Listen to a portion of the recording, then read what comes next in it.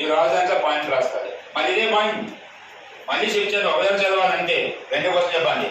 Muslims ను appoint చేసుకున్న మొట్టమొదటి రాజు ఎవరు? దేవరాయలు. మళ్ళీ రాయటం. ముస్లిమ్స్ మోర్ దాన్ అపాయింట్ చేసుకున్న రాజు ఎవరు? దేవరాయలు 2. ఇది గుర్తుంది కదా అన్నది. Next one. అరబ్బులను సైన్యంలో చేసుకుని విజయ రాజు ఎవరు? సాలువ నరసింహరాయలు. Saluva. Next one. Portuguese appoint చేసుకునే రాజు ఎవరు? వీర నరసింహరాయలు. ఇట్లా రావాలి. ఏం పేరు? వీర నరసింహరాయలు. ఇవన్నీ మళ్ళీ రాయటం. Marriage tax only Vizianagaram city వరకు రద్దు చేసిన వాడు ఎవరు? వీర నరసింహరాయలు. ఏం పేరు? విజయనగరం డైనాసిటీ మొత్తం రద్దు చేసిన వాడు ఎవరు? పాత మళ్ళీ రాయి. శ్రీకృష్ణ రాసిన పాయింట్స్ మళ్ళీ రాయని చెప్తున్నా. ఓకేనా?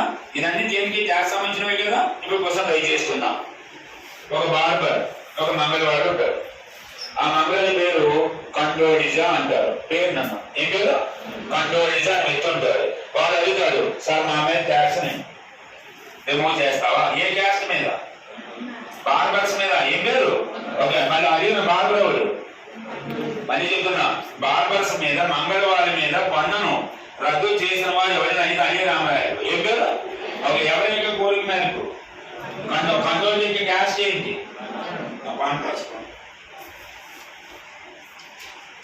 Taxes cancel on barbers.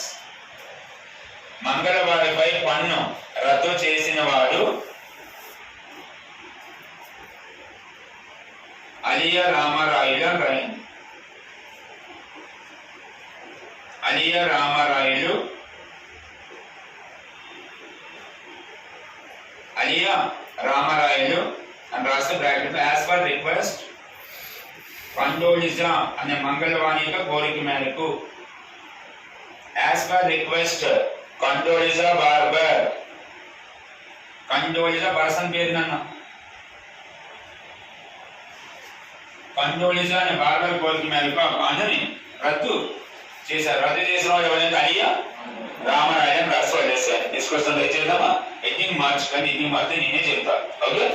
Next question. ఇది ఒక యంత్రం నాన్న. నేను ఏమంటాం?